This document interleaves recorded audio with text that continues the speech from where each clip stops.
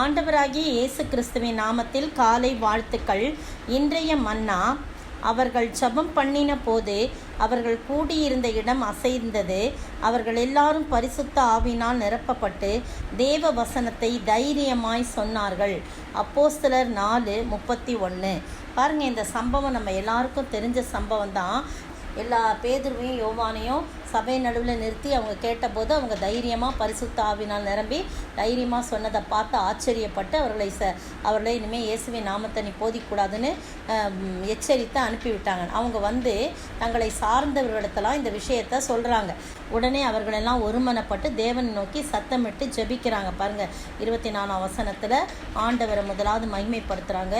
அப்புறம் பார்த்திங்கன்னா எல்லாம் ஜெபம் பண்ணுறாங்க. ஜெபம் பண்ணி அந்த ஜெபத்தின் ஒரு பகுதி தான் 30ஆம் வசனம். 30ஆம் வசனத்தில் என்ன போட்டிருக்குன்னா, உம்முடைய பரிசுத்த பிள்ளையாகிய இயேசுவின் நாமத்தினாலே அடையாளங்களும் அற்புதங்களும் நடக்கும்படி பிணியாளிகளை குணமாக்கும்படி உம்முடைய கரத்தை நீட்டி உம்முடைய ஊழியக்காரர் உம்முடைய வசனத்தை முழு தைரியத்தோடும் சொல்லும்படி அவர்களுக்கு அனுக்கிரகம் செய்தள்ளும்.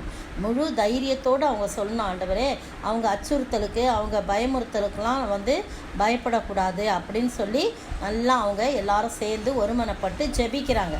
பாருங்கள், 29ஆம் வசனம். இப்பொழுதும் கர்த்தாவே, அவர்கள் பயமுறுத்தல்களை தேவரீர் கவனித்து உம்முடைய பரிசுத்த பிள்ளையாகிய இயேசுவின் நாமத்தினால அடையாளங்களும் அற்புதங்களும் நடக்கும்படி செய்து பிணியாளிகளை குணமாக்கும்படி உம்முடைய கரத்தை நீட்டி உம்முடைய ஊழியக்காரர் உம்முடைய வசனத்தை முழு தைரியத்தோடு சொல்லும்படி அவர்களுக்கு அனுக்கிரகம் செய்தணும்னு சொல்லி ஜெபம் பண்ணுறாங்க.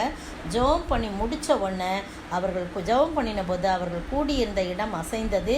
அவர்கள் எல்லாரும் பரிசுத்த ஆவியினால் நிரப்பப்பட்டு தேவ வசனத்தை தைரியமாய் சொன்னார்கள் என்று சொல்லப்பட்டிருக்கு. அதுக்கு பிறகு இருக்கிற வசனங்கள்லாம் நீங்கள் பாருங்கள். பலமாய் சாட்சி கொடுத்தாங்க, கிறிஸ்துவின் உயிர்த்தெழுதல் கொடுத்து பலமாய் சாட்சி கொடுத்தாங்க அப்படின்னு 33ஆம் வசனத்தில் சொல்லப்பட்டிருக்கு. இந்த அருமையான வேளையிலே நீங்களும் நானும் ஆண்டவருடைய சமூகத்தில் பரிசுத்த ஆவியினால் நிரம்பும் போது யாரும் ஒன்றும் செய்ய முடியாது. தைரியமாக நம்ம ஆண்டவருடைய வார்த்தைகளை சொல்லலாம். அப்படி யாராவது எதிர்த்தாங்கன்னா அவங்க தான் வெட்கப்பட்டு போவார்களே தவிர நமக்கு ஒன்று தீங்கையும் விட மாட்டார். எனவே ஆண்டவருடைய சமூகத்தில் நமக்காக ஆண்டவர் ரொம்ப வேதனையோடு எனக்காக யார் போவார், எனக்காக யார் சுவிசேஷத்தை அறிவிக்க போவாங்கன்னு ஏக்கத்தோடு இருக்கின்ற வேளையிலே ஆண்டவர்கிட்ட நம்ம சொல்லணும், நான் போகிறேன் ஆண்டவரே உமக்காகன்னு சொல்கிறதுக்கூடிய அந்த தைரியத்தை கர்த்தர் நமக்கு அருள ஆண்டவர் தாமே கிருபை செய்வாராக. ஆமேன்.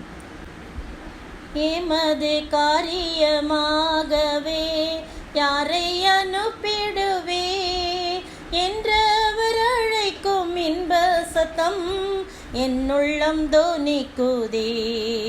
பாவம் பெருகுதே பாரும் பரநேசுவே, அழியும் அனுகூலம் அதையும் ரட்சிப்பீரே. அழியும் அனுகூலம் அதையும் ரட்சிப்பீரே. சோத்தரிக்கிற ஆண்டவரே, துதிக்கிற ராஜா, யார் போவார் எனது காரியமாக சொல்லும்போது நான் போவேன் தைரியமாக சொல்லும்படியாக நீங்கள் உதவி செய்யணுமாய் ஜெபிக்கிறப்பா. சோத்தரிக்கிறோம் ஆண்டவரே. எவ்வளவுக்கு எவ்வளோ உங்கள் தேவ வசனத்தை போதிக்கக்கூடாதுன்னு சொன்னாங்களோ அவ்வளோக்கு எவ்வளோ கர்த்தாவை தைரியத்தோடு பிரசங்கித்தார்கள். ஆண்டவரே, உங்களுடைய உயிர்த்தெழுதலை குறித்து ஆண்டவரே தைரியமாய் பலமாய் ஆண்டவரே அவர்கள் போதித்தார்கள் என்று சொல்லப்பட்டிருக்கிறது. அப்படிப்பட்ட தைரியத்தை எங்களுக்கு அளித்து நாங்கள் உம்முடைய நாமத்துக்கு மகிமையுள்ள சாட்சியாக உம்முடைய வார்த்தைகளை மற்றவர்களோடு பகிர்ந்து கொடுக்க கிருபை தர வேண்டும் என்று கர்த்தரும் மீட்பெரும் ராஜாவுமாய் இயேசு கிறிஸ்துவின் வெளியேற பெற்ற நாமத்தில் ஜெபிக்கிறேன் பிதாவே, ஆமேன். நேற்றைய பதில், சர்வ சிருஷ்டியும் ஏகமாய் தவித்து பிரசவ வேதனைப்படுகிறது. எது என்று கேட்கப்பட்டிருக்குது. சர்வ சிருஷ்டியும் எப்படிப்பட்டனா பிரசவ வேதனை படுகிறது. ரோமர் 8:22. இன்றைய கேள்வி, மீதியான சந்ததி இராதே போகும்போது நாம் எதை போலாகி எதற்கு ஒத்திருப்போம் என்று எந்த தீர்க்கதரிசி சொன்னார்?